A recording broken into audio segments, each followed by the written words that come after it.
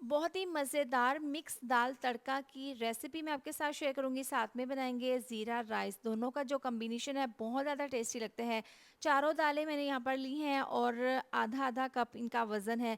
Bowl में डाल देंगे और खुले पानी में इसको धोकर कढ़ाई में डाल देंगे, 2 से 3 ग्लास डाल देंगे पानी, इसमें डाल देंगे लहसुन, हरी मिर्चें और प्याज़, नमक डाल देंगे, पिसी हुई लाल मिर्च, हल्दी पाउडर, धनिया पाउडर डालकर इसको मिक्स कर लेंगे और इसको पकने के लिए रख देंगे। साथ ही टमाटर डाल देंगे।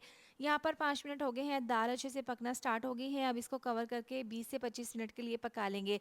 दाल नरम हो गई है, पानी ड्राई हो गया है और इसको मैश कर लेंगे। अब अलहदा पैन में डाल देंगे, 1 कप ऑयल, ज़ीरा डाल देंगे, चॉप किया हुआ लहसुन, प्याज डालकर हल्का सा इसको गोल्डन कलर आने तक पका लेंगे। इसके बाद तड़का लगा देंगे दाल के ऊपर।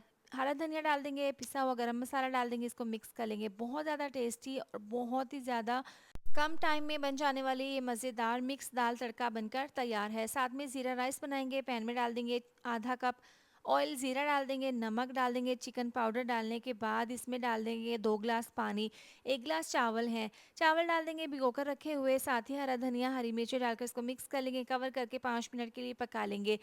चावलों का पानी ड्राई हो गया है, अब एक दफ़ा इसको हल्का सा मिक्स कर लेंगे, इसको दम पर रखेंगे 10 मिनट के लिए। बहुत ही मज़ेदार दाल तड़का और साथ में ज़ीरा राइस बनकर तैयार है।